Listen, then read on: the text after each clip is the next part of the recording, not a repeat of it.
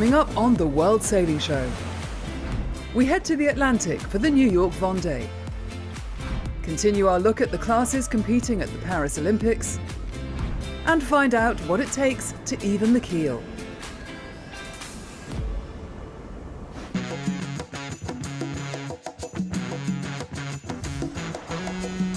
It's time to continue our meet and greet with medal contenders for Paris 2024 as we run the rule over some of the defending champions, world beaters and new kids on the block. Today the spotlight falls on 470 duo Jordi Schama and Nora Brugman.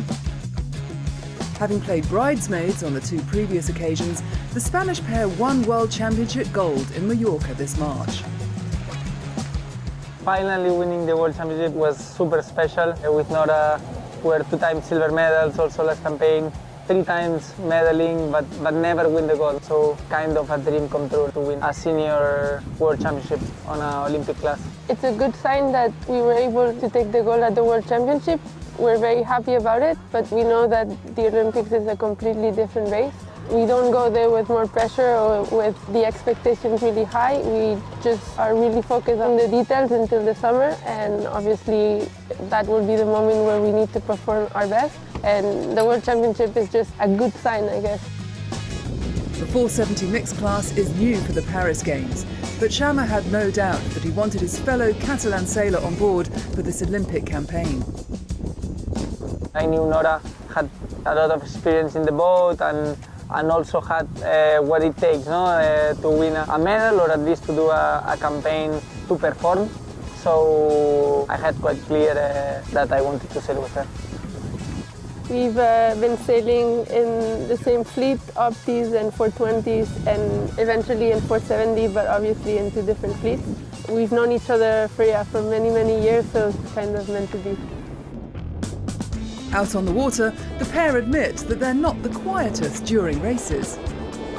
We get synchronized a lot. I think the moment when it works the best is when we're both in a high attitude, I guess. When we're both loud. Yeah, when we're both loud. I feel like people around us think that we are like yelling at each other. We're just encouraging each other, to be honest. Half of the time we would be like saying things to push each other. And we can be together very intense and also calm each other down when the intensity goes too high. Adding the European crown to their world title has heightened expectations they can win Olympic gold for Spain in the Bay of Marseille. It gives us confidence, that we really wanted to win this World Championship, both of us, and we did it, So I think it's one more time we prove that we perform under pressure. And after, obviously, Marseille is a very particular place. We have the French that are locals there, super strong. They won the test event, so probably they are the main favorites there. But for sure, we are the neighbors from Spain that would like to catch their gold. So yes, they are the team to beat in Marseille, to be honest, but for sure we will be pushing as hard as we can. The French pair of Camille Lecointe and Jeremy Moin have peaked at just the right time, with recent victories in Parma and Hyères. And another strong contender for gold at the Games could be the experienced Japanese pair of Keiju Okada and Miho Yoshioka. Keiju and Miho are a super good team, to be honest.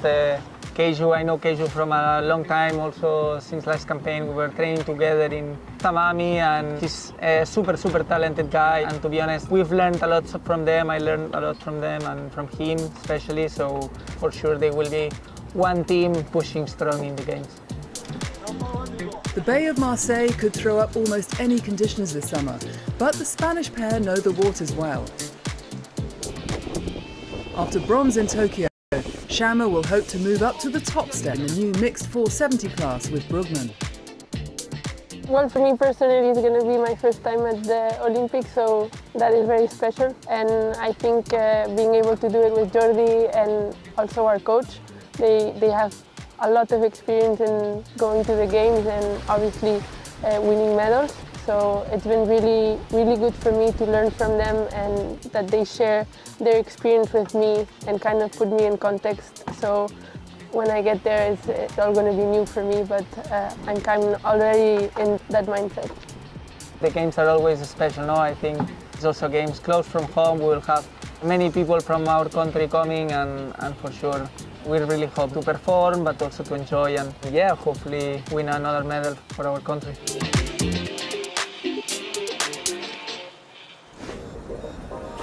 Last month, Musto launched Evening the Keel on their YouTube channel. A collaboration with World Sailing, the 4-part series presented by Tracy Edwards explores the challenges faced by female sailors in the world of offshore racing and how they've changed since 1989, when she skippered the first all-female crew in the Whitbread Round the World race.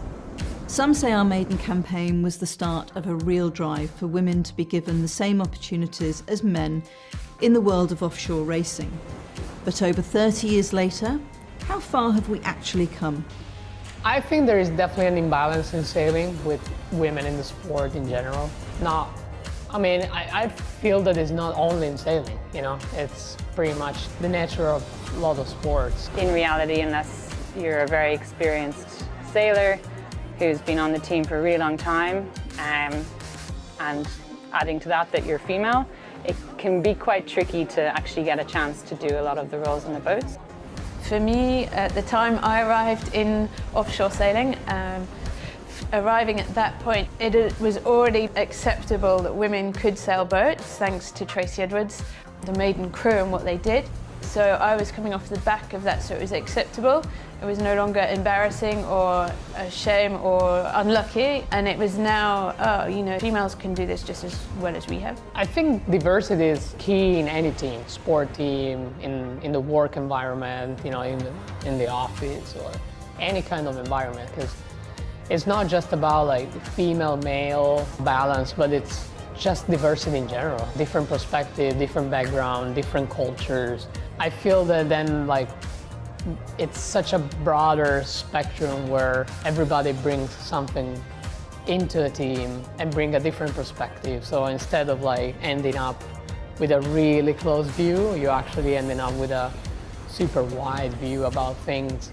Balancing an offshore career, or any career for that matter, with being a mum can be trickier than traversing the Southern Ocean. So how do women in the sport manage it? In the Olympic world, it's still, for the moment, still quite okay. We have good experience of females who gave birth and came back at a really high level, and you can take a break, you can come back with your same ranking you had before you left. In the offshore world, I think we're a bit less supported on that because we're more jumping from one project to another. For us, it's probably hard to know when it's the good moment to take a break.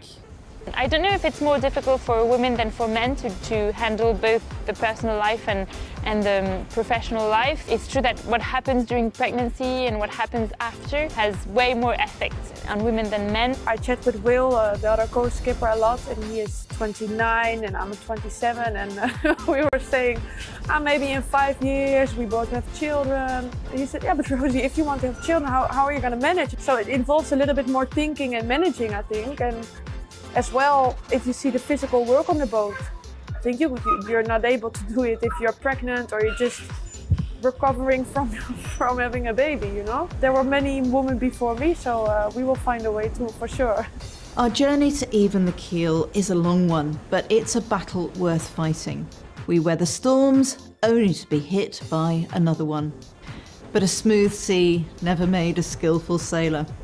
There are more and more women taking part and being competitive, and there are more and more opportunities. The race organisers, the class associations, World Sailing, everyone is working towards diversity, equality, but it's a slow process.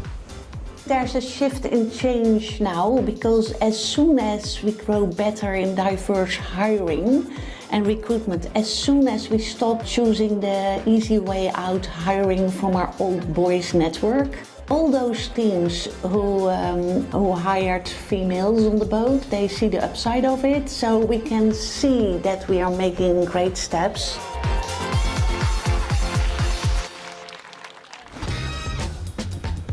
It's time to continue our look at the classes that will be riding the waves at Paris 2024 now, as France's Erwan Fischer and Clément Pécuin and Dutch duo Odile van Arnholt and Annette Duets give us the lowdown on the double-handed skiffs they'll be racing in Marseille.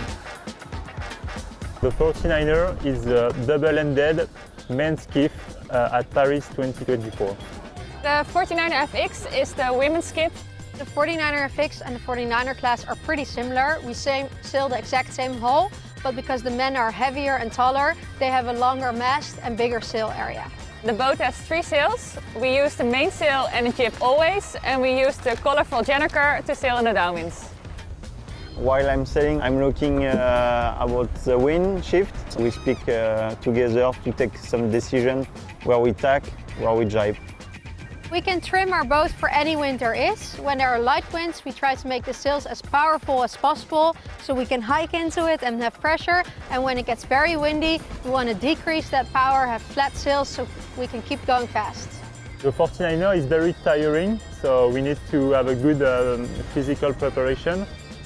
If there's not so much breeze, we do a lot of leg bending and we need to have really strong legs. And if it's windy, we need to have really strong arms to pull ourselves in the boat from the trapeze. We use trapeze harnesses, which allow us to stand farther outside of the boat and make the boat go really fast.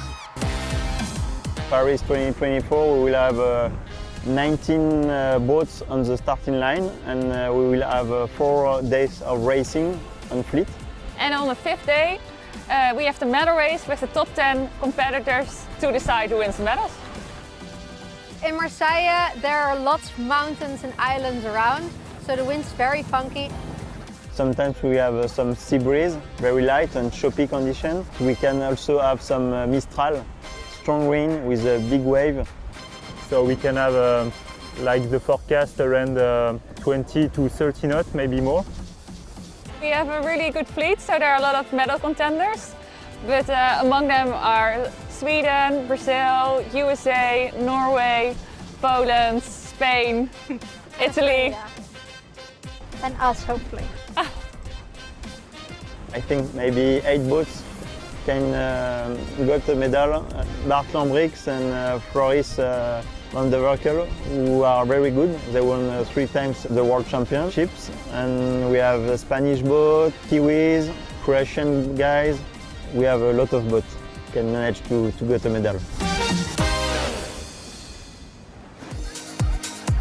The final qualifying race for this year's Vendée Globe began in New York at the end of May. A 28-strong international fleet of single-handed sailors setting out on a 3,200-mile journey across the Atlantic to Les Sables d'Olonne in France. C'est important de montrer qui est en forme. It's important to show who's in shape, who means business.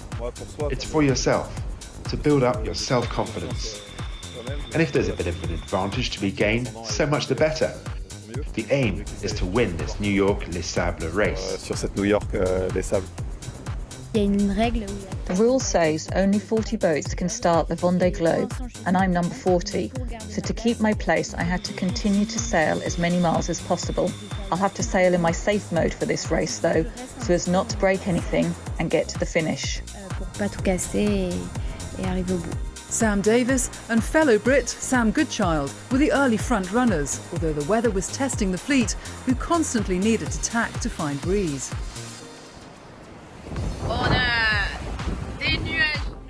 We've got dark clouds.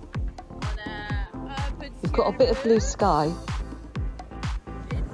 And then a lovely sunrise in front of the boat.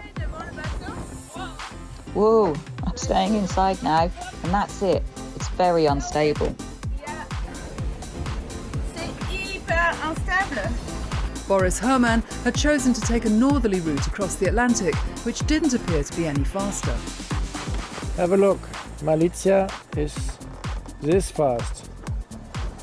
So getting across this Gulf Stream is much harder than I anticipated. And the only method to deal with it is taking it easy, I think. Herman finally picked up speed to lead the way from Charlie Darlin and Nicolas Lundben. Meanwhile, Yannick Bestaven, winner of the last Vendée Globe, was amongst those getting increasingly frustrated by the conditions. Il pleut, bergère. It's raining heavily. We can't go on like this. It's so hard, so hard. This is my speed, 1.5 knots. I've never seen anything like it. I don't know what to do. I'm tired of manoeuvring in all directions. I just don't know what to do. By day 6, Darlin had opened up a 250-mile lead and was looking favourite to win the race. Weight like this is always good. Those who decided to stay south and pass close to the Azores were eventually slowed. It's a bit confused. We fell into this light patch earlier than expected. I'm really disappointed and annoyed. I really wanted to stick with the boats in front. That's just the way it is, I guess. After more than a week at sea, the pack began to catch some breeze. Far to the north, Boris Herrmann finally made his move to head south in a bid for second place. 31 knots boat speed and 21 knots of wind. To the south, Sam Goodchild aboard his Imoca Vulnerable was in trouble. I guess you've seen that I've dismasted. The mast has gone. We don't really know why yet, but we're taking things one step at a time. The shore team is working on some solutions. The Brit was soon heading to the Azores under jury rig, but he wasn't the only one in trouble. After fixing his mainsail battens, Yannick Besteven then broke one of the cables holding up the mast, severely hampering his progress once again. Jeremy Bayou, Thomas Roya and Sébastien Simon were locked in a battle for third place, but Boris Herrmann's charge from the north looked to have secured second place behind Charlie Darlin. On Saturday night at 11:44 p.m, after 10 days and 3 hours of racing, Darlin crossed the finish line in first place. He'd covered 3,700 miles at an average speed of 15 knots. It's brilliant. I'm really happy with this victory in the New York Vendée Les Sables d'Olonne transatlantic race. We've won it, and that's what counts. The winner spent a night at anchor before setting off up the legendary Chanel des Sables on Sunday morning to savour the Vendée welcome. Darlin is now installed as one of the favourites for the big one, the Vendée Globe, which sets sail in the autumn.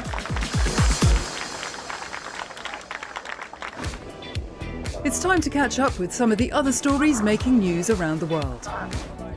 Following on from the success of last year's event in The Hague, World Sailing has announced the host cities for the 2026 and 27 World Championships, which moves to a split format for the first time. Valencia's Real Club Nautico will stage the one-person events next summer, while Gdynia in Poland will host the two-person competition in 2027.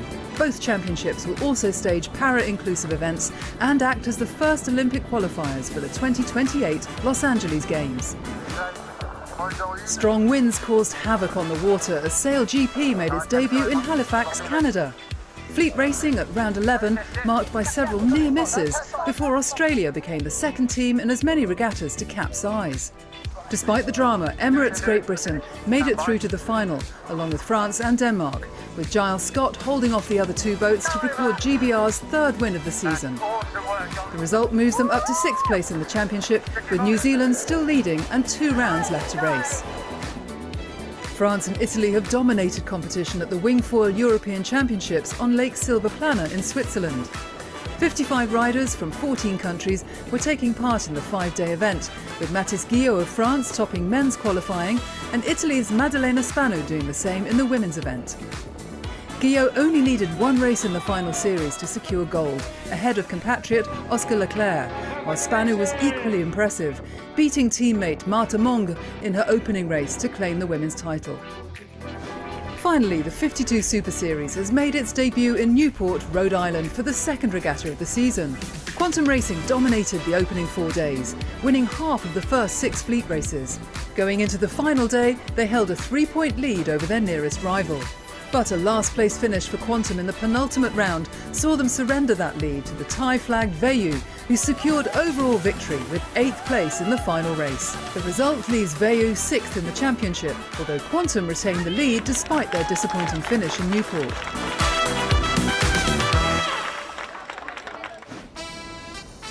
Back to our countdown to the Olympics, with a look at another of the classes that will be riding the waves at Paris 2024. Today, Israel's Sharon Cantor and the Netherlands' Luc van Opzeeland explain the basics of the new windsurfing event they'll be competing in at Marseille. IG foil is the windsurf class for the Olympic Games, and this time we're going to foil.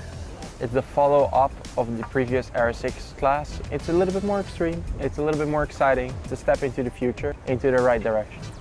We're having a board, obviously, that keeps us afloat. Underneath that there we have a foil that allows us to fly. And you'll see us race most of the time around 50 to 60 kilometers an hour. You cannot find this speed in sailing. It's crazy. You can just be so fast by control, and it can be so cool. The difference between boys and girls in the Olympic class, the board is the same, the foil is the same, but the sail, the men's is 9 meters and the women's is 8 meters. Our sails are actually quite diverse. We're able to pull them tighter, make the sails a little bit flatter, allowing them to release the pressure a little bit better when the wind picks up. And this allows us to range in a very broad range of wind. In our class you need to be pretty physical and fit. We need to pump a lot and it's pretty hard class. We're doing up to 6 races a day with sometimes a marathon in there. So yeah, imagine you're doing a little sprint yourself for a solid 15 minutes and then you got to do it 6 times a day for 5 days in a row. It is quite demanding and we train really hard for this. The conditions in Marseille during the Olympics is going to be very black and white in my opinion. I think we're either going to have a beautiful mistral and 20 knots or we're going to have some marginal sea breeze, 5 to 9 knots I assume. We do a very interesting final series, winner takes all. So it really comes down to that one moment, and the one that is going to be able to keep his head the coolest and perform its best under pressure is going to bring the medal home. Who am I looking at that could be winning a medal? My training partner, Nico Lorena, up there, 100%. Nico Goyard, fighting for a medal. Myself, I'm going to fight for a medal. On the podium in Marseille, it can be Emma Wilson from Great Britain, also Sarah Winnekes from the Netherlands, and I think also Mina Mobek from Norway, and I hope that I will be also.